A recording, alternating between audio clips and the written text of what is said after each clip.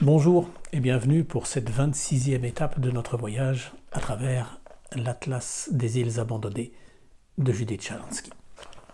Aujourd'hui, nous allons tout à fait au nord de l'océan Pacifique, au-dessus du Japon, entre le Japon et le Kamchatka, sur cette minuscule petite île nommée l'île Atlasov. L'île d'Atlasov mesure 119 km², elle est inhabitée. Mais elle a une belle histoire. Ce n'est pas du porteur de la voûte céleste que l'île tient son nom, mais d'un cosaque. Elle est constituée d'un seul mont qui émerge solitaire des flots et dépasse toutes les autres perles d'une chaîne d'îles aux plages de sable noir. Les îles Kouriles septentrionales. Et ce mont, que le peuple des Kouriles appelle Alaïd, est plus beau que le Fidji.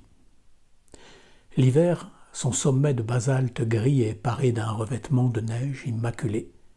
C'est le plus septentrional des volcans de cette partie de la ceinture de feu éclatée en îles éparses, il a 40 ou 50 000 ans, et l'harmonie de ses formes enchante l'œil.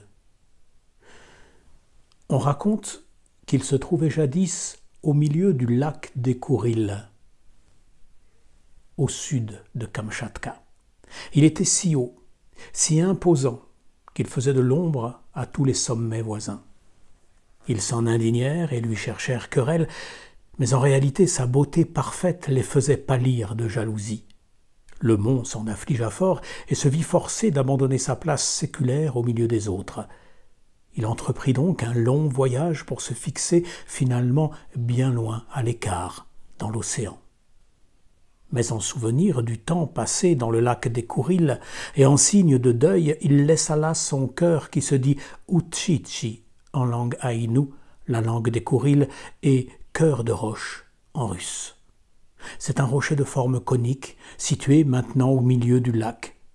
Le fleuve Ozernaya, qui a fait son lit dans le tracé de son périple, témoigne du long voyage qui fut imposé au mont. Quand celui-ci se souleva pour partir, l'eau du lac se précipita pour lui emboîter le pas. C'est ce mince cordon ombilical de couleur bleue qui relie encore le mont exilé à sa terre d'origine. À demain.